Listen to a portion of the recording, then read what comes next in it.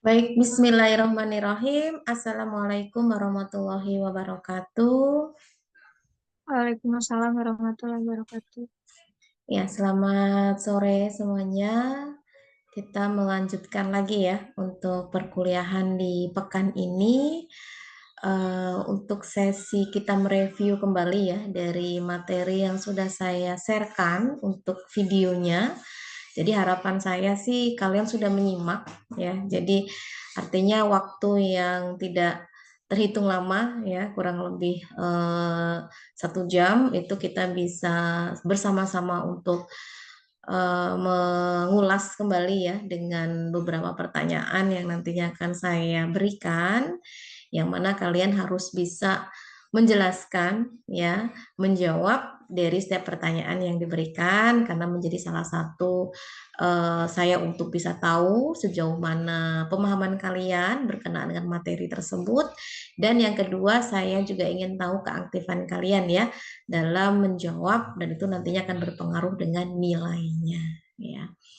Baik, untuk kesempatan kali ini kita akan bersama-sama untuk mengulas ya berkenaan dengan materi dengan judul pengendalian mikroba. Nah, ini memang menjadi bagian yang tidak kalah pentingnya ya setelah kalian belajar mengenai hal-hal yang semuanya itu berkenaan dengan mikroba. Begitu juga dengan parasit ya, artinya dalam hal ini mikroba atau parasit itu bisa kita upayakan, terutama yang memang bersifat toksik ya, atau yang memang patogen untuk tubuh kita atau kesehatan kita yang bisa menyebabkan penyakit, itu harus ada upaya untuk pengendalian ya.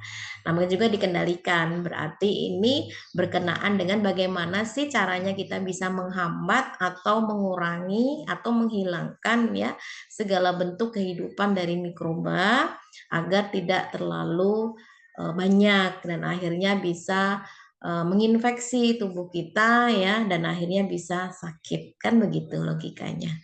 Nah, sebagai apa namanya pertanyaan pengantar ya, karena dalam hal ini kalian kan harus paham dulu ya apa sih yang dimaksud dengan pengendalian mikroba, karena dengan begitu ini akan menjadi bagian yang mendasari ya materi kita, karena dengan kalian tahu pengertian pengendalian mikroba itu apa, nanti tentunya akan lebih mudah ya untuk memahami apa saja sih yang perlu kita lakukan untuk kita bisa mengendalikan mikroba tersebut ya. Nah, di sini ada pertanyaan, apa pengertian dari pengendalian mikroba, kemudian tujuannya apa ya. Jadi nanti silahkan salah satu mahasiswa bisa menjelaskan supaya kita sama-sama bisa menyimak kembali ya dari apa yang sudah saya sampaikan. Jadi akan lebih mudah untuk kalian mempelajari untuk berikutnya lagi ya, hal-hal apa saja yang perlu kita lakukan, kemudian perlengkapan apa saja atau peralatan apa saja yang akan kita gunakan ya untuk kita bisa mengendalikan mikroba tersebut. Baik, untuk pertanyaan pengantar ini ya, di sini siapa duluan yang akan menjawab? Silakan.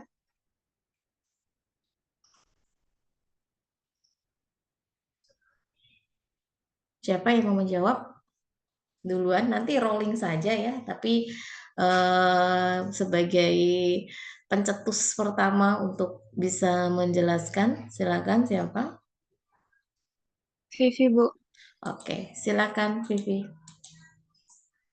Jadi pengendalian mikroba adalah proses mengurangi atau menghilangkan mikroorganisme seperti bakteri, virus, jamur, dan protozoa dari suatu lingkungan atau objek. Tujuan pengendalian mikroba ini untuk mencegah penyebaran penyakit dan infeksi, membasmi mikroorganisme pada inang yang terinfeksi, juga mencegah pembusukan dan perusakan bahan oleh mikroorganisme. Cukup, Ibu. Oke, baik. Ya, betul ya yang disampaikan Vivi tadi. Jadi kita itu harus paham dulu ya istilah pengendalian mikroba itu apa. Yang jelas pengendalian mikroba itu kan kita ingin mengendalikan secara kuantitasnya. Artinya entah itu bisa dihambat, entah itu bisa dikurangi, atau malah dihilangkan sama sekali. ya. Karena dalam hal ini penting sebagai upaya ya agar tidak menimbulkan hal-hal yang tidak diinginkan, terutama perihal kesehatan kan begitu. Nah, dengan adanya pengendalian mikroba ini harapannya apa? Mencegah penyebaran penyakit dan infeksi. Karena kalau sampai terjadi itu, ya otomatis akan merugikan bagi manusia khususnya ya, atau kesehatan manusia. Nah, kemudian yang kedua, kita bisa membasmi gitu ya bahasanya, atau menghilangkan. Kalau memang mikroba itu sudah berada pada inangnya ya, dan tubuh kita ini kan inang yang disukai gitu ya. Inang yang diincar oleh bakteri ya salah satunya atau mikroba lainnya untuk mereka tumpangi ya, untuk mendapatkan nutrisi sebagai tempat terjadinya proses reproduksi dan memperbanyak diri ya. Artinya dalam hal ini mereka sangat diuntungkan. Sedangkan kita sebagai makhluk inangnya itu sangat dirugikan. Tidak hanya dengan jumlah keberadaan mereka yang melimpah di dalam tubuh kita tentunya akan mengganggu metabolisme dalam tubuh kita, mereka itu kan juga mengeluarkan zat toksik ya. Zat toksik yang akhirnya bisa membuat organ-organ tubuh kita itu mengalami kerusakan dan akhirnya yang dirugikan juga kita sebagai pemilik organ-organ tersebut. Belum nanti menimbulkan penyakit tertentu yang itu nanti ketika dia menyebar ke organ-organ yang lain dan akhirnya bisa komplikasi ya berbagai jenis penyakit yang ditimbulkan. Makanya memang harus dihilangkan ya, terutama untuk jenis mikroba yang patogen. Nah, kemudian kalau itu pada bahan makanan ya, itu biasanya digunakan untuk menghindari ya atau mencegah terjadinya proses pembusukan. Karena kan beberapa makanan itu kan tidak bisa langsung habis ya. Artinya tidak bisa langsung kita selesaikan dalam satu kali makan. Ada beberapa proses yang memang harus dilakukan agar makanan atau minuman tersebut itu terbebas dari mikroba yang bisa menyebabkan kerusakan dan akhirnya bisa menimbulkan pembusukan itu tadi dan tidak layak untuk kita konsumsi. Nah, kalau semua makanan itu tidak bisa kita cegah ya untuk proses pembusukannya, ya mungkin kita tidak punya yang namanya stok makanan dalam jangka waktu yang panjang gitu ya. Semua harus habis pada hari ini. Itu kan hal yang tidak mungkin ya, apalagi makanan-makanan tersebut yang dijual-jual gitu ya dan waktunya kan tidak cuma sehari 2 hari. Jadi mungkin kita sebut dengan waktu kadaluarsanya gitu ya. Jadi itu juga ada perhitungannya ya setelah dilakukan proses pengendalian mikroba ini. Sekiranya berapa lama sih makanan ini bisa bertahan untuk dijual beli dan bisa dikonsumsi oleh kita ya sebagai konsumen gitu. Nah, ini adalah tujuan dari pengendalian mikroba. Ini sangat bermanfaat sekali bagi kita agar tuh tadi poin pertama kita tidak terjebak ya kita mengkonsumsi makanan yang tidak sehat itu tadi yang sudah ada mikroba patogennya akhirnya bisa menyebabkan infeksi atau penyakit-penyakit yang akhirnya bisa merugikan tubuh kita. Nah, itu adalah untuk pengertian dan tujuan dari pengendalian mikroba. Nah, kemudian mikroorganisme yang khususnya yang memang patogen gitu ya. Nah, karena mengingat mereka ini kan juga ada proses tumbuh ya, artinya sebetulnya kita bisa mengendalikan ya, tentunya dalam hal ini dengan berbagai upaya yang bisa kita lakukan, yang tujuannya sih untuk mengurangi gitu ya. Nah, kemudian dalam hal ini mengurangi jumlahnya dan sebisa mungkin sih bisa basmi gitu ya, bisa dibunuh gitu ya, bed free gitu ya, tidak ada mikroba sama sekali atau dalam kondisi yang steril. Tapi kan memang dalam hal ini kita sulit ya, apalagi yang sudah di ruang terbuka begitu ya. Kita kan nggak mungkin selamanya membawa makanan minuman yang dalam kondisi selalu tertutup. Itu kan nggak mungkin kita makan seplastik-plastiknya kan nggak mungkin ya. Artinya dalam hal ini kan tetap ada proses membuka. Plastik ini kan terkontak dengan udara dan itu juga bisa menimbulkan apa sih mikroba yang bisa nempel. Tapi paling tidak jumlahnya tidak banyak ya. Jadi tubuh kita pun masih bisa meminimalisir. Atau ada upaya-upaya kita yang bisa kita lakukan agar tidak terlalu banyak mikroba yang masuk ke dalam tubuh kita. Apa saja yang bisa kita lakukan? Yang kita kenal dengan teknik pengendalian mikroba. Ada beberapa teknik yang harus ditempuh ya untuk meminimalisir itu tadi jumlah dari mikroba yang ada di dalam suatu bahan yang nantinya bisa masuk ke dalam tubuh kita. Apa saja? Yang pertama adalah sterilisasi. Nah, ini kaitannya juga tidak hanya dengan bahan yang mau masuk ke dalam tubuh kita, tapi sesuatu yang kita gunakan untuk pembuatan bahan tertentu ya yang memang itu butuh wadah, butuh alat, itu juga harus disterilkan. Ini sudah kalian terapkan ya pada saat praktikum gitu ya. Jadi supaya tidak terjadi kontaminasi, supaya tidak terjadi kegagalan dalam proses kultur dari bakteri misalkan, itu semua alat-alat harus disterilisasikan. Tujuannya yaitu untuk menghilangkan segala bentuk kehidupan dari mikroba ya. Kemudian yang kedua ada desinfeksi, ada bakteriostatis, ada asepsis, dan ada sanitasi. Ini semua berkenaan dengan bagaimana upaya kita untuk meminimalisir jumlah dari mikroba. Hanya saja memiliki pengertian-pengertian yang berbeda. Nah, sekarang tugas kalian untuk bisa menjelaskan masing-masingnya ya. Karena di sini pertanyaannya ada 5, cukup 2 mahasiswa saja yang menjawab ya. Untuk sterilisasi dan desinfeksi ini 1 orang ya. Kemudian untuk yang bakteriostatis sampai sanitasi ada 3 ya. Ini 1 orang juga. Baik, yang pertama yang sudah raise hand di sini ada Desak Made. Kemudian yang selanjutnya Putu ya. Silakan Putu bisa menjawab untuk yang kedua ya. Jadi Widi silakan menjawab untuk yang sterilisasi dan desinfeksi, kemudian yang Putu menjawab bakteriostatis, asepsis dan sanitasi. Oke, silakan. Baik Ibu, jadi sterilisasi merupakan proses menghilangkan seluruh bentuk kehidupan dari mikroba pada sebuah objek atau di dalam suatu material. Kemudian disinfeksi merupakan proses menghilangkan patogen vegetatif, namun tidak termaksud endospora dan virus. Bakteri yang menghasilkan endospora itu contohnya Bacillus anthracis. Oke, silakan dilanjut Putu.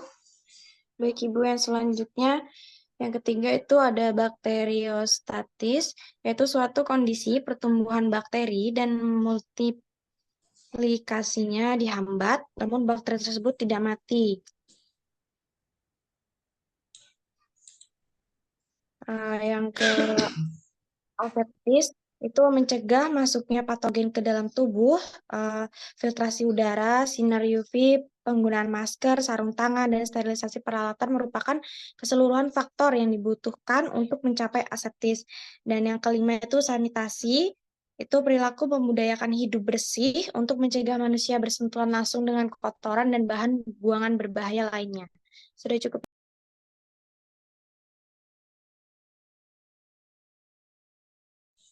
Nah, ini adalah 5 teknik ya untuk kita mencoba mengendalikan jumlah mikroba.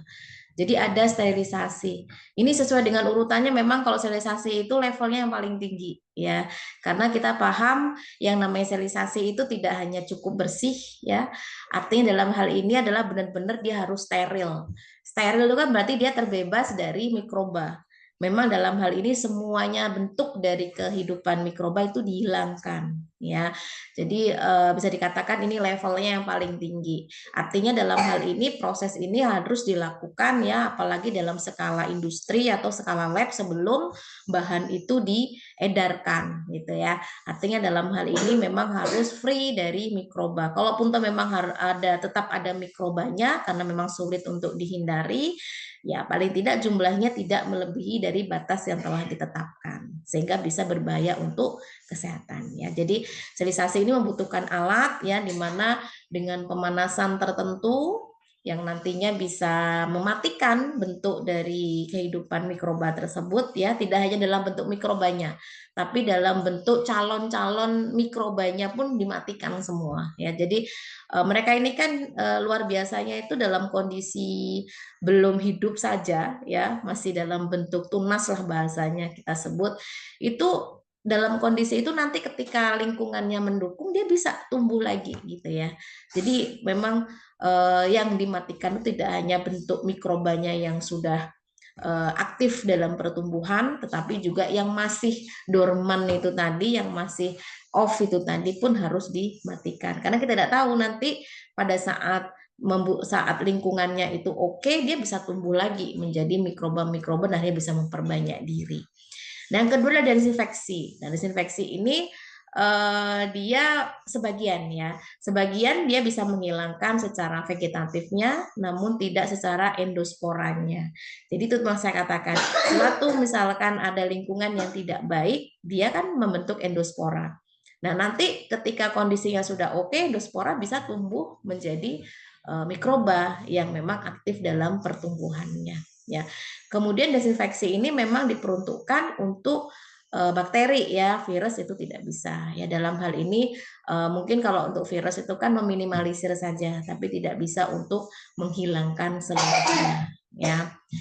Oke, kemudian selanjutnya yang bakteriostatis ya. Nah, apa itu bakteriostatis ya? Karena dalam hal ini kita tahu bahwa bakteri pun kan juga mengalami pertumbuhan ya. Nah, pertumbuhan itu kan bertambahnya jumlah sel ya. Jadi bahkan secara logaritmanya itu sangat apa ya, cepat gitu ya, pertumbuhannya itu tidak seperti manusia yang mungkin dalam hitungan tahun gitu ya. Kalau bakteri itu kan dalam hitungan, ada hitungan menit, ada dalam hitungan jam, hari ya, tergantung dari jenis bakterinya. Nah, dengan bakteriostatis ini mencoba untuk menghambat perbanyakannya gitu ya. Yang perbanyakannya itu bisa apa ya, membuat jumlahnya itu semakin melimpah dan akhirnya tidak terkendali gitu ya. Nah, dengan bakteriostatis ini akhirnya bisa menghambat multiplikasinya ya. Namun tadi bakterinya tidak mati, tapi hanya menghambat perbanyakannya saja gitu. Ini untuk yang bakteriostatis. Asepsis, nah asepsis ini sebetulnya upaya untuk kita menghindari ya, tapi belum tentu kita mematikan gitu. Kalau mematikan itu kan memang harus steril kan gitu ya. Tapi dalam hal ini upaya yang bisa dikatakan kondusif ya, kalau ini sesuatu yang kita lakukan di laboratorium gitu. Misalkan udara yang ada di lingkungan lab itu harus benar-benar bersih, bersihnya itu harus benar-benar yang ada upaya untuk bisa disterilkan ya, misalkan dengan sinar UV, yang memang dalam hal ini kita mengenal alat yang disebut dengan LAF ya, laminar airflow, yang memang di situ diberikan sterilisasi untuk UV dulu ya, semuanya dihilangkan dulu, baru nanti kita bisa bekerja di situ untuk proses pengkulturan atau yang lainnya. Atau upaya-upaya yang bisa kita lakukan ya pada saat di laboratorium, misalkan kita menggunakan masker, menggunakan handscoon ya, pokoknya APD lah ya, itu merupakan salah satu upaya untuk tetap aseptis itu. Yang terakhir sanitasi. Kalau sanitasi itu lebih ke kesehatan lingkungan ya. Jadi hidup bersih ya, tidak buang sampah sembarangan, kemudian tidak menyentuh langsung bahan-bahan yang kotor seperti sampah, feses atau apapun itu, tanah ya. Kalaupun toh menyentuh langsung itu harus segera dibersihkan tangan kita, tidak cuma dengan air mengalir tapi harus menggunakan sabun gitu, bahkan sabun yang sudah ada antimikrobanya gitu. Atau mungkin memperhatikan jarak pembuangan limbah industri ataupun limbah rumah tangga atau limbah kita sendiri ya, yang memang jarak dari sumber airnya itu harus jauh gitu ya, dan tidak boleh berdekatan. Kenapa? Karena itu tadi bisa meresap gitu ya di dalam tanah, akhirnya bisa bercampur baur gitu ya, antara yang dari jamban ke sumber air yang memang itu digunakan untuk sehari-hari atau kebutuhan sehari-hari. Nah, itu adalah apa cara kita untuk bisa menjaga kesehatan lingkungan. Paling tidak dimulai dari diri kita sendiri ya. Setiap kita mau makan harus cuci tangan, tidak hanya dengan air mengalir, tetapi harus menggunakan sabun, bahkan setelahnya pun juga begitu. Tidak membuang sampah sembarangan ya, tidak bersentuhan langsung dengan bahan-bahan atau sesuatu yang kotor. Kalaupun memang harus bersentuhan langsung, ya harus segera mencuci tangan kita agar tidak ada mikroba-mikroba yang masuk ke dalam tubuh kita. Gitu ya. Oke, saya lanjut lagi. Nah, kita mengenal ya dalam teknik sterilisasi gitu ya. Namun dalam hal ini kita harus paham dulu ya, sterilisasi itu apa ya, dan tujuannya itu apa. Ya, ini nanti silakan dijelaskan oleh satu mahasiswa. Kemudian setelah kalian menjelaskan apa itu sterilisasi dan tujuannya, kita tahu dan mungkin sudah pernah kalian pelajari ya, artinya ini bukan sesuatu yang baru sebetulnya, apalagi di lab kita sudah melakukan praktikumnya, saya rasa bukan sesuatu yang asing. Jadi kita mengenal ada sterilisasi panas kering sama panas basah, sama-sama menggunakan suhu, tapi satunya kering, satunya basah. Nah, silakan butuh 2 mahasiswa di sini ya untuk menjelaskan masing-masing gitu ya. Yang panas kering itu apa dan alatnya apa, untuk yang panas basah itu apa, alatnya apa ya. Oke, dimulai dari pengertian sterilisasi dan tujuannya ya. Oke, di sini tadi yang belum disebut Teresia. Teresia ada? Teresia ada, Bu. Oke, Teresia yang menjelaskan terkait sterilisasi dan tujuannya apa. Kemudian 2 mahasiswa lagi, ini kembali ke yang pertama ya, Vivi. Vivi untuk yang panas kering ya. Kemudian Widi bisa menjawab. Oke, dimulai dari Teresia, silakan. Baik, Bu. Jadi sterilisasi itu tuh suatu proses pengelolaan alat atau bahan yang bertujuan untuk menghancurkan semua bentuk kehidupan mikroba termasuk endospora yang dilakukan dengan proses kimia atau fisika. Sterilisasi dapat didefinisikan sebagai upaya untuk membunuh mikroorganisme termasuk dalam bentuk spora atau dengan kata lain, teknik membersihkan dan membebaskan suatu benda dari segala kehidupan mikroorganisme. Sudah, Bu. Oke, dilanjutkan Vivi, silakan.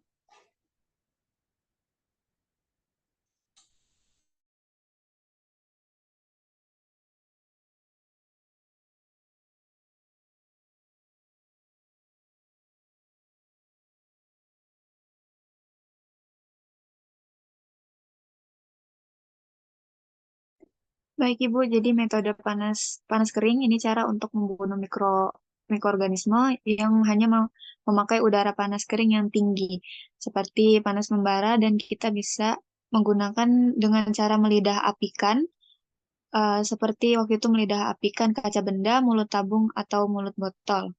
Cukup Ibu. Selanjutnya, Widi bisa menjawab untuk yang panas basah.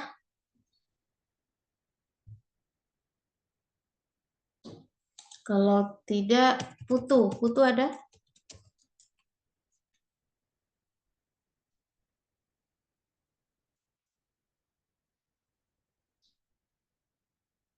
Ya sudah, Vivi lagi saja. Lanjut, Vi.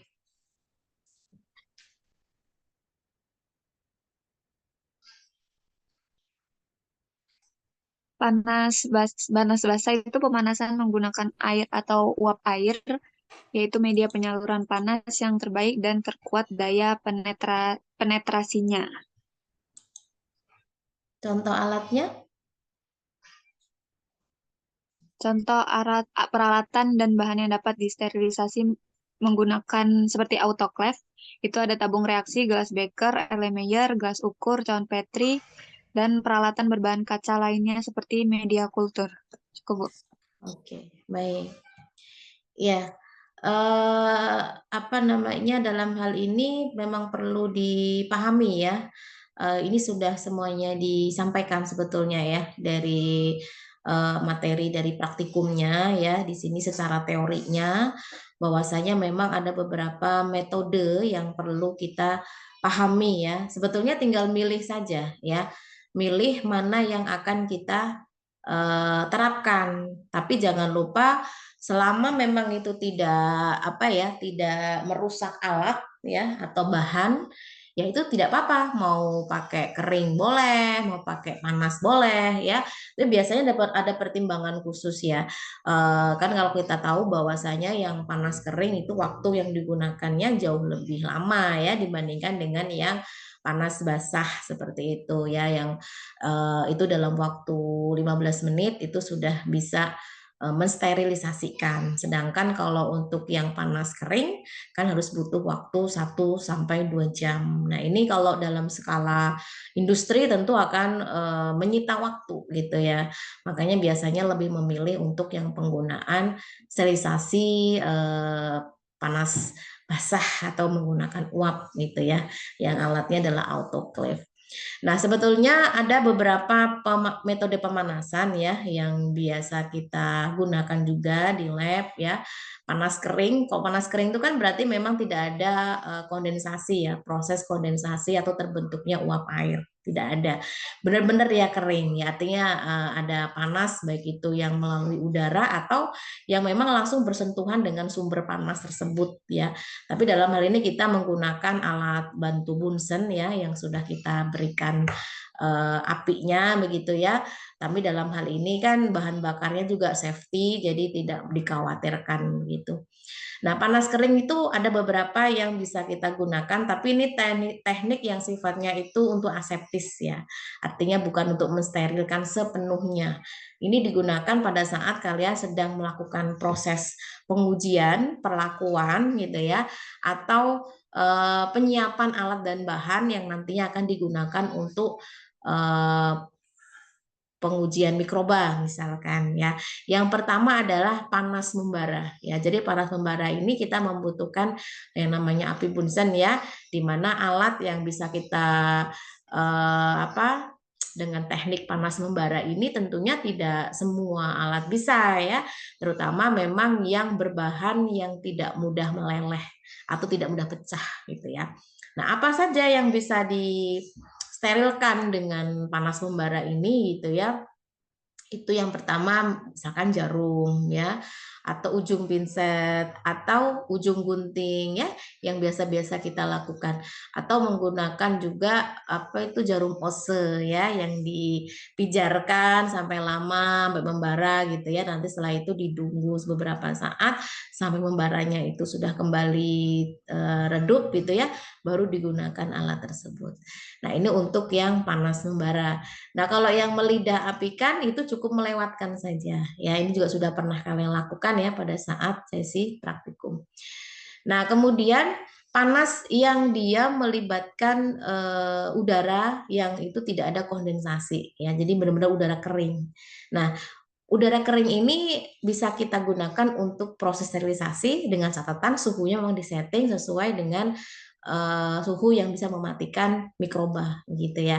Nah, suhu berapa? Nah, ini kita bisa menggunakan alat oven ya, karena alat oven ini kan merupakan tipe sterilisasi panas udara kering ya, yang tidak ada uap airnya.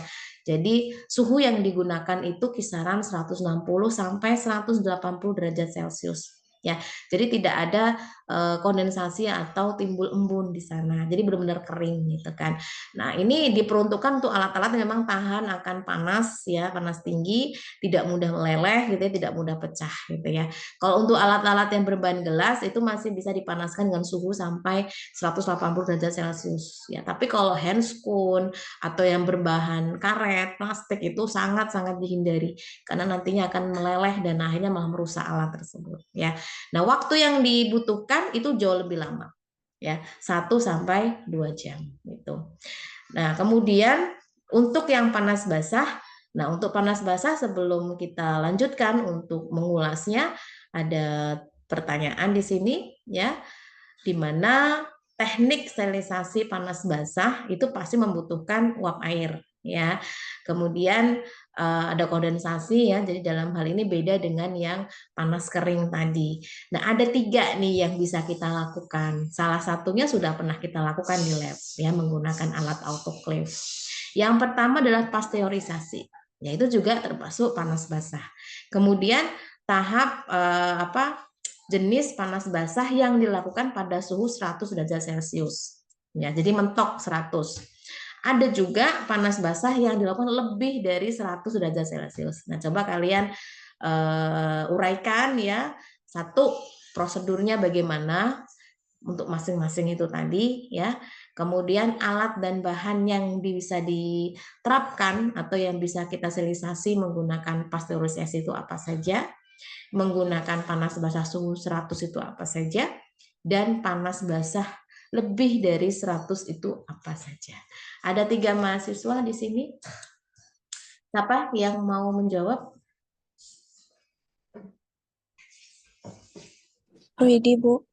Oke, Widi yang pasteurisasi ya. Selanjutnya untuk yang panas 100 derajat Celcius.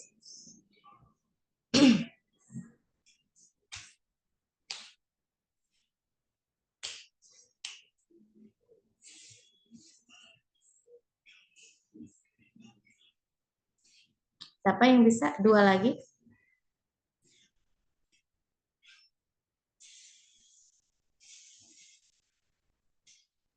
Vivi boleh nggak, Bu?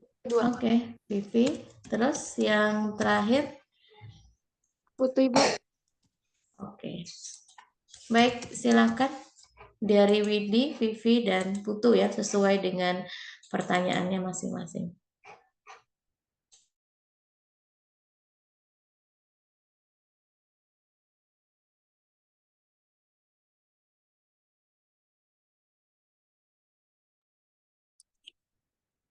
Baik, Ibu. Jadi pemanasan pasteurisasi yaitu panas basah kurang dari 100 derajat Celcius, di mana pasteurisasi ini menggunakan temperatur yang rendah untuk mengurangi jumlah sel mikroorganisme seperti Staphylococcus, Streptococcus, Brucella abortus, dan Mycobacterium tuberculosis dalam produk makanan. Perlakuan panas yang diberikan pada bahan baku dengan suhu di bawah titik didih, yaitu pemanasannya pada suhu 60 derajat selama 30 menit. Pasteurisasi ini tidak dapat membunuh spora, dan tekniknya itu tidak bisa tahan di suhu yang tinggi seperti pada susu. Cukup, Ibu.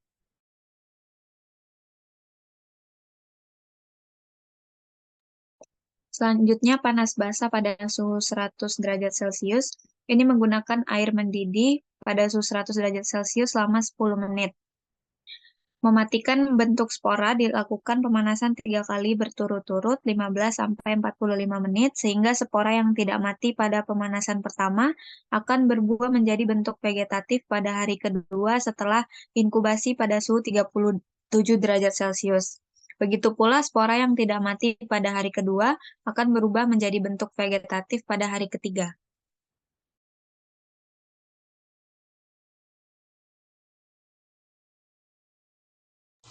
Dilanjut untuk yang panas basah lebih dari 100. Baik, panas basah lebih dari 100 derajat Celcius itu yang pertama sterilisasi dengan cara ini hasilnya mutlak steril sehingga biasa dipergunakan di rumah sakit dan laboratorium besar. Menggunakan tangki yang diisi dengan uap air yang disebut autoclave dan uap air sebagai media penyalur panas yang baik dan daya penetrasi yang kuat. Panas basah dapat mematikan mikroba dan bagian spora selama 15 menit pada suhu 121 derajat Celcius. Peralatan dan bahan yang dapat disterilisasi menggunakan autoclave yaitu tabung reaksi, gelas beker, Erlenmeyer, gelas ukur, cawan petri, dan peralatan berbahan kaca lainnya serta media kultur. Sudah cukup, Ibu. Oke, kita satu-satu lihat ya dari masing-masing teknis untuk pemanasan secara kondensasi ya atau secara panas basah itu. Nah, ada suhu yang digunakan ya, namun dalam hal ini bervariasi ya. Ada suhu yang di bawah 100, Ada yang 100 pas, ada yang lebih dari 100. Nah, dalam hal ini memang yang paling menjanjikan ya, yang paling banyak diminati itu yang memang mematikan semuanya. Tidak hanya dari segi mikrobanya, tetapi bahkan spora-sporanya pun ikut mati gitu ya. Yakni menggunakan panas lebih dari 100 derajat Celcius ya. Yang itu kita bisa menggunakan teknik dengan alat autoclave gitu. Nah, namun dalam hal ini ada beberapa bahan yang tidak bisa dipanaskan sampai suhu tersebut. Kenapa? Karena bisa rusak. Gitu ya. Makanya dalam hal ini selain kita mementingkan cepatnya, kemudian mementingkan matinya si mikroba itu seberapa banyak gitu ya, tapi kita harus memperhatikan bahan yang akan kita sterilkan itu rusak atau enggak malahan. Terutama kalau bahan itu memiliki kandungan protein ya, yang itu ketika dipanaskan terlalu tinggi itu bisa rusak. Apa itu misalkan? Susu. Ya, susu itu tidak bisa kita panaskan sampai lebih dari 100 derajat Celcius karena nanti banyak protein yang terurai ya, akhirnya akan mengalami kerusakan. Nah, biasanya dalam hal ini pasteurisasi itu dijadikan pilihan ya. Paling tidak dalam hal ini bisa mengurangi jumlah dari mikroba yang berbahaya ya. Misalkan seperti Staphylococcus ya, Streptococcus atau Mycobacterium tuberculosis yang itu pada produk makanan atau minuman ya. Caranya seperti apa? Namun pastikan kemasannya harus steril ya. Kalau kemasan kan biasanya dibuat yang tahan panas ya. Artinya dalam hal ini kalau memang dia produk susu ya, walaupun susunya itu tidak dipanaskan hingga lebih dari 100 derajat Celcius, paling nggak kemasannya harus benar-benar steril. Jadi kita tidak akan menambahkan mikroba-mikroba lain yang memang bisa masuk ke dalam kemasan tersebut kalau tidak disterilkan. Ya, jadi kemasannya sudah oke dulu ya, tinggal bahannya yang kita upayakan tetap disterilisasi tapi tidak merusak ya susunan-susunan protein di dalamnya. Nah, caranya bagaimana? Ya menggunakan pemanasan di bawah 100. Itu biasanya kita menggunakan suhu 60 derajat Celcius. Itu pun tidak boleh lama. Jadi hanya 30 menit saja. Nah, oleh karena pemanasannya tidak maksimal, pasteurisasi ini tidak dapat membunuh sporanya seperti pemanasan-pemanasan yang lain. Nah, itulah kenapa ketika kalian itu membeli produk susu, kalau sudah sekali buka ya, itu harus segera dihabiskan. Kalaupun toh memang tidak segera dihabiskan, apalagi kemasannya gede ya, itu paling nggak bertahan hanya 3 hari. Jadi pertimbangkan sesuai kebutuhan. Lebih baik beli kemasan yang kecil-kecil sekali minum selesai gitu ya. Artinya tidak ya kadang kan kita lupa ya meletakkan itu di lemari pendingin ya, baru ingatnya seminggu kemudian padahal itu sudah dibuka produk itu. Nah, itu nggak layak untuk kita minum lagi kecuali kalau dalam kondisi tertutup gitu. Jadi produk susu itu kalau masih dalam bentuk kemasan dan tertutup tidak mesti dingin tidak apa-apa. Ya, tapi tertutup ya, benar-benar belum dibuka. Kalau sudah dibuka harus masuk kulkas ya. Artinya peluang untuk mengalami kontaminasi gede gitu besar ya. Jadi harus ada penanganan untuk suhu yang rendah. Tapi kalau masih dalam bentuk kemasan yang tertutup dan belum dibuka sama sekali, ada segelnya lah bahasanya, itu nggak dimasukkan ke dalam kulkas nggak apa-apa ya. Jadi jangan salah anggap gitu, kalau produk susu itu dalam kondisi kulkas, ya enggak. Nanti penjual susunya bingung ya, mau naruh kulkasnya berapa buah di dalam tokonya gitu ya. Ya paling nggak kalau untuk susu-susu yang ukuran kecil-kecil itu masih bisa dimasukkan kulkas karena ukurannya lebih ini. Tapi kalau yang gede-gede kan sangat tidak memungkinkan gitu ya. Tapi dengan catatan jangan dibuka dulu. Nah, kalau sudah dibuka ya mau nggak mau kalian harus menghabiskan. Paling nggak 2 hari 3 hari terus selesai. Jangan sampai menunggu sampai 1 minggu bahkan berminggu-minggu harus segera dibuang karena itu nanti bisa menimbulkan mikroba-mikroba lain ya yang akhirnya bisa menyebabkan infeksi dalam tubuh kita ya. Ini untuk yang pasteurisasi. Makanya kalian harus tahu beda-bedanya ya. Ada jenis susu UHT, pasteurisasi, susu apa itu sangat mempengaruhi dari lama penyimpanannya. Nah ini ya alat untuk pasteurisasi ya sebetulnya itu kayak panci biasa kalau memang itu di rumah ya. Tapi kalau di skala lab itu bentuknya seperti ini yang memang bisa menampung volume yang banyak gitu ya. Tidak cuma 1 liter 2 liter. Tapi kalau di rumah ya seperti ini. Tapi pastikan harus ada termometernya untuk mengukur suhu. Jadi suhunya tidak boleh lebih dari 100 ya paling nggak 60 derajat sampai 80 derajat itu pun harus segera ya karena tidak begitu lama. Artinya dalam hal ini nanti malah merusak komposisi dari susu tersebut ya. Nah, ini beberapa produk yang bisa kita pahami dari susu ya. Makanya sih sebenarnya kalau mau awet ya beli yang bubuk saja gitu ya, bukan yang cair gitu. Tapi kan kadang kalau bubuk kan ribet kita bikinnya, belum nanti ada penambahan ini itu ini kan ribet gitu ya. Tapi kalau susu yang sudah tinggal minum kan artinya kapan aja kita bisa minum dan tanpa ada tambahan air atau yang lainnya. Nah, sebenarnya itu pilihan saja ya. Kalau penggunaannya jangka panjang ya produk yang dalam bentuk bubuk akan jauh lebih mudah gitu ya. Atau lebih lama gitu. Nah, di sini ada beberapa penggolongan ya. Harus kalian pahami dari produk susu karena susu ini kan sesuatu yang memang mudah sekali mengalami kontaminasi. Jadi kalau tidak hati-hati justru malah bukannya memberikan nilai gizi tetapi malah memberikan nilai penyakit gitu ya. Nah, di sini ada susu cair UHT. Ya, ini sering kan kalian lihat produk-produk dibaca itu ya, susu itu UHT kah, susu pasteurisasi kah, atau susu sterilisasi itu ada keterangannya di situ. Nah, di sini kalau untuk susu cair UHT ya, dia dalam proses pembuatannya itu pemanasan atau durasinya itu hanya 2-4 detik saja, sebentar. Tapi lihat suhunya. Suhunya itu sampai 140 derajat Celcius. Sangat panas sekali ya, lebih dari 100 tapi hanya 2-4 detik saja langsung angkat gitu ya. Nah, ini dalam hal ini memang untuk melindungi supaya komposisi susunya tidak rusak gitu. Proteinnya tidak rusak atau tidak terurai. Nah, kemudian jumlah bakterinya kalau dia menggunakan suhu yang tinggi ini tadi berarti semua jenis bakterinya bisa mati gitu ya dalam hitungan detik gitu. Nah, nilai gizi dalam susunya bagaimana? Kandungan gizinya tetap terjaga. Karena apa? Karena hanya hitungan detik itu tadi, ya, tidak rusak dia. Kalau dengan catatan ya tanpa penambahan apapun. Nah, itu ya kalau dengan adanya penambahan ABCD ya kurang meyakinkan gitu ya. Nah, untuk penanganan produknya nah itu tadi yang saya sampaikan. Selama kemasannya tidak dibuka, belum dibuka segelnya, itu bisa bertahan kurang lebih 10 bulan. Ya. Dan ini tanpa masuk kulkas pun bertahan gitu. Yang penting pokoknya jangan dibuka aja gitu ya. Karena kemasannya pun sudah disterilisasi. Makanya tadi saya bilang, produk susu boleh tidak disterilisasi dengan suhu yang begitu tinggi, dengan pasteurisasi juga boleh, tapi pastikan kemasannya tuh harus steril. Jadi ketika susu dimasukkan ke dalam kemasan tersebut itu aman. Makanya biasanya kan kalau kemasan pada susu itu kan kalau kalian iseng pernah buka kemasan susu itu kan dalamnya itu kan kayak ini ya, warna silver gitu ya.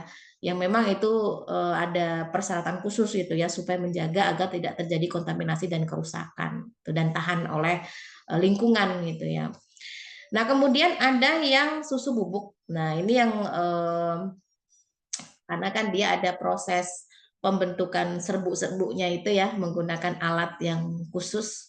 Jadi dry apa gitu ya, dry yang memang bisa mengeringkan ya. Jangan ditanya alatnya berapa biayanya ya, yang jelas MM-an ya. Dan ini enggak semua perguruan tinggi punya ya. Tapi kalau untuk tingkat industri ya mau nggak mau harus punya ya, karena kan dia memang mengeluarkan produk bubuk gitu ya. Nah, ini suhunya lebih tinggi daripada yang UHT tadi, yaitu 180 derajat Celcius dan selama 2 jam. Lama gitu ya. Emang sengaja diserbukkan gitu ya. Dan dia bisa bertahan kurang lebih sampai 2 tahun. Nah, ini biasanya banyak ya susu anak-anak bayi gitu ya, yang memang expirednya itu bertahun-tahun gitu ya. Karena memang dalam bentuk bubuk itu tadi dan sudah dipanaskan selama 2 jam ya dengan suhu 180 derajat Celcius. Tuh. Nah, kemudian ada susu sterilisasi. Jadi dalam hal ini tetap menggunakan prinsip autoclave ya, karena kan sterilisasi dia suhunya 121 derajat Celcius selama 15 menit. Nah, karena dia disterilisasi dengan suhu yang tinggi dan 15 menit, berarti bakteri-bakteri yang bisa merusak susu itu mati semua ya. Nah, dalam hal ini ada kelemahan karena dia suhunya tinggi dan lumayan lama, bukan hitungan detik seperti yang UHT tadi. Akhirnya apa? Ada beberapa kandungan vitamin, mineral, protein ya terutama itu berkurang, tapi tidak hilang ya, berkurang. Kenapa? Karena suhunya terlalu tinggi dan dalam waktu 15 menit itu. Nah, ini juga sama dengan UHT tadi ya, kurang lebih bisa bertahan 10 bulan, tetapi dengan catatan segelnya belum dibuka. Nah, yang terakhir yang pasteurisasi. Ya, ini suhunya di bawah 100 ya. 72 atau 60 sampai 70 ya. Itu selama 15 detik. Hitungan detik ya. Ini bisa membunuh si bakteri tapi bukan sporanya ya. Nah, artinya dalam hal ini memang harus disimpan di dalam kulkas gitu ya. Selama kurang lebih 14 hari. Jadi kalau yang susu pasteurisasi itu memang harus dalam kulkas gitu ya. Jadi kalau ada yang menjual susu pasteurisasi tidak di dalam kulkas, nah itu perlu dipermasalahkan. Kenapa? Kenapa aturannya itu harus disimpan di dalam kulkas selama kurang lebih 14 hari. Mau dibuka segelnya kah, mau enggak kah, pokoknya harus disimpan di dalam kulkas. Makanya jarang sih ya orang itu stok banyak untuk yang susu pasteurisasi karena memang gampang rusak gitu ya, gampang busuk gitu dan harus on pada kulkas gitu ya. Jadi dalam suhu yang rendah kayak gitu. Oke, itu ya untuk suhunya. Nah, sekarang kemudian untuk yang panas suhu 100 ini seperti kita mendidihkan air di rumah ya, suhu 100 selama 10 menit. Jadi dalam hal ini bisa mematikan spora ya, kalau apalagi itu dilakukan bertingkat ya. Jadi pemanasan 3 hari berturut-turut 15-45 menit ya. Jadi satu hari 1 sampai 3 kali. Nah, ini bisa membunuh spora-spora yang itu bisa tumbuh lagi. Nah, biasanya kalau untuk yang panas basah suhu 100 ini bisa digunakan untuk mensterilkan alat-alat yang itu perlengkapan bayi ya. Entah itu botol dotnya atau apa itu bisa dengan cara seperti ini ya. Oke, ada azan dulu ya, kita stop dulu.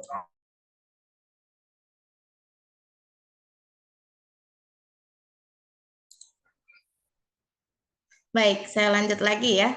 Kemudian untuk yang terakhir ini adalah panas basah yang suhunya lebih dari 100. Nah, ini yang sudah pernah kita lakukan di lab ya. Jadi memang suhu yang digunakan itu tinggi ya. Ini memang diperuntukkan untuk alat-alat atau bahan yang tidak mudah rusak ya. Kita menggunakan alat autoclave di mana memang di situ disetting untuk menyalurkan panasnya itu yang sifat penyerapannya itu lebih kuat gitu ya. Artinya dalam hal ini bisa masuk ke semua alat-alat yang ada di dalam autoclave tersebut. Dan kemudian ada kondensasi ya, jadi ada pengembunan di sana karena ada tekanan uap itu tadi. Namun hal yang perlu diperhatikan di sini harus hati-hati pada saat penggunaan alat tersebut ya. Jadi kalau kalian pernah menjumpai alat presto ya di rumah, nah itu sebetulnya prinsipnya kurang lebih sama. Jadi dengan panas yang tinggi, dengan tekanan uap yang tinggi juga, jadi bahasanya itu bisa melunakkan gitu ya bahan-bahan yang ada di dalam panci presto itu. Prinsipnya juga sama. Jadi ketika sudah selesai itu tidak boleh langsung dibuka tutupnya. Kenapa? Karena suhu dan uapnya masih begitu sangat tinggi, jadi bisa menyembur dan itu bisa berbahaya. Biasanya agak diturunkan dulu atau dibuka knopnya itu untuk mengeluarkan secara manual ya supaya keluar dulu uapnya gitu ya, baru nanti kalau sudah berkurang tekanannya baru kita buka. Nah, itu ya, ini memang hal SOP yang harus diperhatikan pada saat penggunaan alat yang suhunya lebih dari 100 gitu ya. Nah, biasanya untuk alat-alat yang akan disterilisasi menggunakan autoclave itu harus dibungkus dulu ya, harus ditutup dulu ya. Ada beberapa tujuan. Tujuannya apa? Yang satu, agar alat tidak berkontak langsung dengan tekanan itu tadi, dengan panas itu tadi, sehingga tidak mudah rusak ya. Yang kedua, setelah nanti selesai proses sterilisasi dan dikeluarkan, itu alat itu dalam kondisi yang tertutup. Ya, jadi tidak mudah dikontaminasi oleh lingkungan ya, sampai betul-betul alat itu siap digunakan. Karena otomatis kan ketika sudah selesai kan alat dipindahkan ke satu tempat ke tempat lain gitu ya. Tangan kita megang atau mungkin alat-alat lain juga megang gitu ya. Jadi kalau tidak dibungkus kan sama aja, nanti udah masuk sterilisasi autoclave keluar kotor lagi gitu ya. Makanya perlu dibungkus itu untuk masing-masingnya. Oke, nah sekarang kita lanjut untuk sesi pertanyaannya. Oke, sudah selesai untuk yang teknik pemanasan ya, baik itu panas kering maupun panas basah. Nah, sekarang ada metode sterilisasi yang juga sering dilakukan ya untuk mensterilkan bahan gitu ya, yang memang itu seringnya itu dilakukan di skala industri ya, yaitu metode filtrasi ya. Apa itu metode filtrasi dan keuntungannya apa? Baik, silakan satu mahasiswa di sini untuk bisa menjelaskan. Teresia? Ada Teresia? Ada, Bu. Oke, silakan.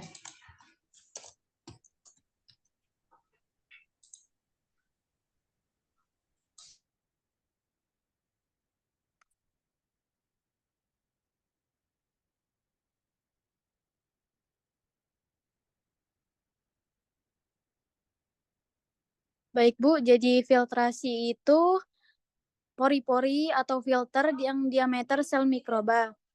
Memisahkan bukan membunuh mikroba atau mikroorganisme tetap hidup hanya dipisahkan dari material. Bahan filter sejenis porselin yang berpori yang dibuat khusus dari masing-masing pabrik. Berdiameter 0,5 sampai 15. Beberapa jenis filter yang biasa digunakan adalah filter Birkelfeld V, filter Coarse N, M, dan W. Filter Fine, filter Chamberlain, dan filter size hanya digunakan untuk sterilisasi cairan atau gas yang sensitif panas atau larutan gula yang cairan seperti serum atau sterilisasi hasil produksi mikroorganisme seperti enzim dan ekstoksin dan untuk memisahkan filtrable virus dan bakteria dan organisme lainnya. Sudah. Oke, ini berbeda dengan yang sebelumnya kita bahas ya. Kalau yang sebelumnya itu sterilisasi yang memang objeknya yang langsung dimatikan atau objeknya yang memang langsung dikurangi ya. Tapi kalau untuk filtrasi objeknya nggak diapa-apain, tetap hidup gitu ya. Tetapi dipisahkan dari bahan yang akan kita ambil ya. Ini filtrasi itu kan berarti disaring gitu ya. Tapi saringannya ini bukan seperti saringan kelapa di rumah ya, saringan teh di rumah ya, dimana pori-porinya masih gede-gede. Kalau untuk filtrasi ini pori-porinya sesuai dengan ukuran mikroba ya. Jadi kalau misalkan dalam bahan tersebut ada mikrobanya, maka mikroba akan kesaring di pori-pori filter tersebut. Makanya filter ini atau filtrasi ini tidak sembarangan orang bisa mencoba gitu ya, karena ya tentu biayanya lebih mahal. Tapi biasanya ini juga lebih mudah untuk diterapkan dan tidak banyak ini ya, banyak permasalahan, kan cuma menyaring gitu ya. Artinya tidak ada proses pembunuhan si mikroba begitu ya, yang kita juga ada tahap-tahap yang prosedurnya juga lumayan seperti autoclave tadi atau seperti yang lainnya gitu ya. Nah, dalam hal ini mikroba tuh hanya dipisahkan saja, tapi tidak dimatikan gitu ya. Cukup dipisahkan dari bahan yang akan kita ambil gitu. Nah, ukurannya ya sesuai dengan ukuran mikroba, yaitu mikron ya. Jadi ya itu tadi pori-pori filternya mengikuti ukuran mikron. Nah, bahan apa saja sih yang nggak bisa dipanaskan dengan suhu tinggi? Ya banyak, ya, yang terutama karena susunannya itu protein ya, enzim misalkan, atau serum atau apapun itu yang memang tidak bisa dipanaskan dengan suhu tinggi, maka harus dilakukan sterilisasi dengan filtrasi. Karena kalau dipaksakan ya malah rusak gitu ya, kita nggak mendapatkan apa-apa dari produk tersebut gitu. Nah ini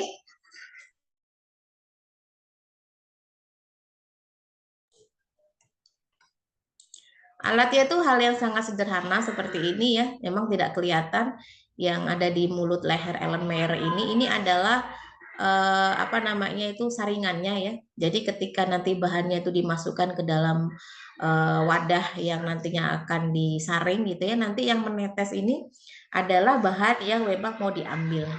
Sedangkan mikrobanya akan nyangkut di filternya gitu ya. Ini bagian yang memang harapannya sih mudah gitu ya. Karena apa? Karena memang tahapannya simple, tidak seperti pemanasan-pemanasan lainnya. Kelebihannya apa? Ya jelas itu tadi. Untuk bahan-bahan yang tidak tahan dengan panas atau rusak, ya itu bisa digunakan menggunakan filtrasi ini ya. Cepat ya jelas ya, karena memang beda dibandingkan dengan prosedur autoclave atau yang lainnya. Kemudian dalam hal ini tidak mematikan mikroba ya, jadi hanya memisahkan saja.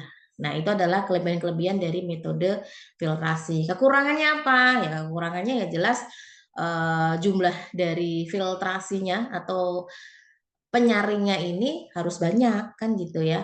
Karena kan yang mau disaring nggak cuma satu, nggak cuma sedikit, pasti kan banyak, apalagi dalam skala lab atau skala industri gitu ya. Ya otomatis dengan jumlah penyaringnya yang banyak itu tadi pasti menyita dana yang besar juga gitu. Oke, sekarang pertanyaan selanjutnya ya.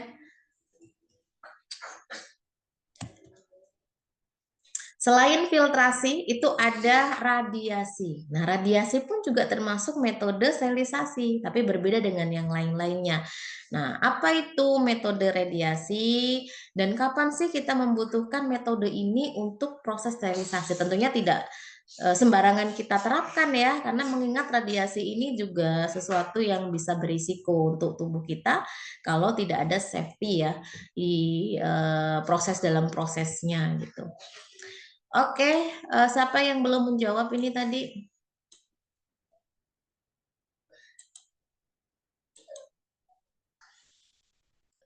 Desak Made mau jawab? Widi? Iya, Ibu. Oh ya, Desak Made ya, silakan. Iya, Bu. Untuk Jadi, yang radiasi.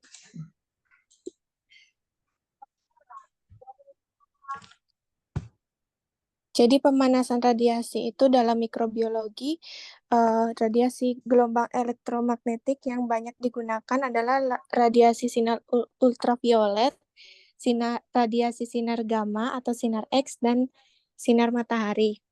Sinar matahari itu banyak mengandung sinar ultraviolet sehingga secara langsung dapat dipakai untuk proses sterilisasi. Sterilisasi dengan penyinaran sinar gamma berdaya tinggi dipergunakan untuk objek-objek yang tertutup plastik berbahan karet yang dapat merusak secara pemanasan.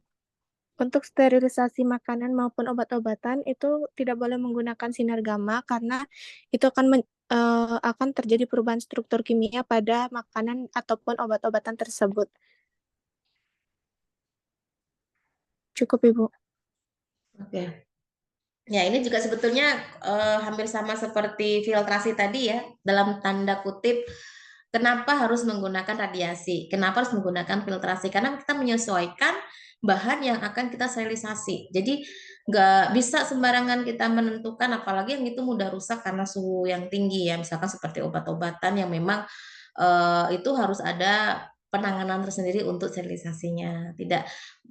Tidak begitu ngasal dipanasin gitu kan ya, rusak semua, nanti nggak akan memberikan khasiat ya untuk tubuh gitu.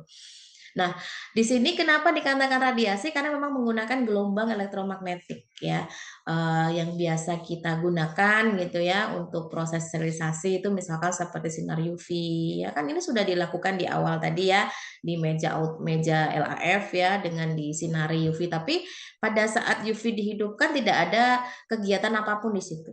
Ya, karena apa? Karena kalau sampai terpapar langsung oleh kulit kita yang akan terkena dampaknya. Kan itu berbahaya untuk kulit dan kesehatan kita ya.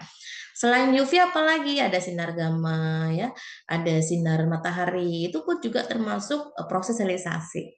Jadi sebetulnya kalau kalian mau sehat secara alami gitu ya, berjemur saja. Tapi jemurnya juga jangan yang matahari yang sudah di atas pukul 9 gitu ya. Kalau sekarang sih pukul 8 udah lumayan panas ya. Ya paling enggak ketika matahari sudah mulai muncul terbit ya, belum begitu tinggi. Nah, itu pas banget itu untuk sterilisasi badan kita ya. Makanya kalau ada orang-orang dulu bilang bayi harus dijemur, sebetulnya prinsipnya itu sebetulnya ya, bukan hal yang lain karena memang gunanya sih untuk supaya badannya tidak terpapar oleh mikroba-mikroba, tapi ya tidak boleh terlalu sering karena efek panasnya itu kan mengganggu proses kulit ya atau badan kita ya. Kalau yang sudah gede-gede mah nggak apa-apa gitu, masih kuat gitu. Ya, tapi juga jangan menantang matahari yang dengan ketinggian yang sudah di tengah hari gitu ya, karena itu sinar UV-nya sudah beda, akhirnya bisa menyebabkan kerusakan pada kulit gitu. Nah, apa saja yang bisa dilakukan untuk apa saja yang bisa diterapkan ya untuk sterilisasi menggunakan radiasi ini? Yang jelas itu tadi ya bahan-bahan yang tidak mudah yang gampang rusak gitu ya dengan suhu yang tinggi. Jadi ini pilihan yang tepat gitu. Tapi tentunya juga ini tidak boleh sembarangan orang make ya karena harus berdasarkan keselamatan kerjanya juga. Jadi biasanya diterapkan di lingkungan laboratorium atau di lingkungan industri gitu.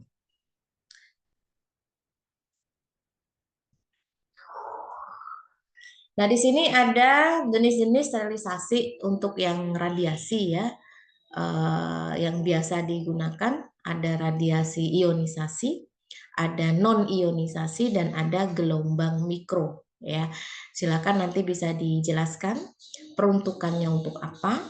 Tapi yang jelas meskipun dia bermanfaat tapi tetap ada risiko yang bisa ditimbulkan. Ya, kalau tidak hati-hati dalam penggunaannya justru malah akan berbalik memberikan kerugian gitu ya, yang itu langsung mengenai pada pelaksananya atau pada manusianya gitu. Karena sifat dari gelombang ini yang bisa membuat kerusakan sel-sel dan jaringan gitu ya. Oke, ada 3 di sini ya. Silakan siapa saja yang mau menjawab untuk 3 ini. Vivi ya, Vivi, kemudian Putu, kemudian Teresia. Silakan. Baik Ibu, jadi radiasi ionisasi atau ionizing radiation itu mencakup sinar gamma, sinar X, sinar pelepas elektron. Panjang gelombang pendeknya kurang dari 1 nanometer, terjadi akibat eksitasi elektron yang membentuk ion, menyebabkan mutasi DNA dan menghasilkan peroksida. Digunakan untuk sterilisasi bahan farmasi dan disposable medical supplies, serta industri makanan. Kerugiannya penetrasi jaringan manusia menyebabkan mutasi genetik. Oke, dilanjut untuk yang kedua. Baik, Non-ionisasi. yang kedua yaitu ada radiasi non-ionisasi, yaitu non-ionizing radiation. Dia itu penggunaan sinar ultraviolet dengan panjang gelombang 220 sampai 290 nanometer dengan radiasi efektif 2253,7 nanometer. Dia itu menyebabkan kerusakan DNA dengan dihasilkannya dinemer timin yang menyebabkan mutasi. Dan dia digunakan untuk disinfeksi ruang operasi, nursery, kafeteria, pengepakan, dan LAF. Kerugiannya itu menyebabkan kerusakan kulit, mata, namun UV tidak mampu menetrasi pada kertas, gelas, dan kain. Orang-orang yang bekerja harus menggunakan peralatan pelindung guna melindungi kornea terhadap iritasi atau kerusakan yang permanen. Sudah cukup, Ibu. Oke, kemudian yang ketiga. Baik Bu, jadi radiasi gelombang mikro atau microwave radiation yaitu panjang gelombang antara 1 mm sampai 1 meter. Panas akan diabsorpsi oleh molekul air, sel vegetatif mikroba dapat mati atau karena mengandung air. Endospora bakteri yang tidak mengandung air tidak rusak oleh microwave. Sudah Bu. Oke. Baik, itu ya, ada 3 radiasi yang biasa digunakan ya, sesuai dengan penjelasan masing-masing tadi. Ada ionisasi, ada non-ionisasi, ada gelombang mikro. Yang mana memang semuanya memiliki peruntukan yang berbeda-beda ya, sesuai dengan penjelasan tadi juga. Namun perlu kita berikan catatan ya, bahwasanya masing-masing gelombang itu tadi memiliki efek samping ya kalau tidak dipergunakan secara baik atau sesuai dengan SOP. Jadi harus benar-benar diikuti. Kalau emang tidak boleh terkena kulit ya jangan sampai terkena kulit, apalagi kalau sampai itu bisa menyebabkan kerusakan DNA pada manusia. Itu kan sangat berbahaya sekali ya. Akhirnya bisa menimbulkan karakteristik-karakteristik yang tidak diinginkan, bahkan juga bisa menimbulkan kanker dan lain-lain. Ini salah satu yang bisa kita pahami dari beberapa gelombang yang bisa dijadikan untuk proses sterilisasi. Makanya ini memang hanya mereka-mereka yang para ahli saja ya yang bisa mengoperasikan. Jadi kalau kita yang masih awam lebih baik yang ada-ada saja. Kecuali kalau memang ini di bidang industri yang memang harus pakai ini ya mau nggak mau kita harus belajar. Siapa tahu kan nanti kalian bisa bekerja di industri yang memang nantinya akan melihat bagaimana si proses radiasi ini untuk bisa sterilisasi bahan-bahan yang nantinya akan diedarkan gitu ya. Apalagi yang itu kosmetik ya itu kan sangat tidak boleh sembarangan dalam sterilisasi. Kenapa? Karena bisa rusak gitu ya susunan protein-proteinnya, kemudian nilai-nilai manfaatnya. Begitu pula dengan obat-obatan begitu. Oke, mungkin itu yang dapat kita sama-sama ulas ya berkenaan dengan materi pengendalian mikroba. Jadi harapannya ini bisa menjadi bekal kalian untuk selanjutnya ya, bagaimana sih caranya kita mengendalikan mikroba agar tidak terjadi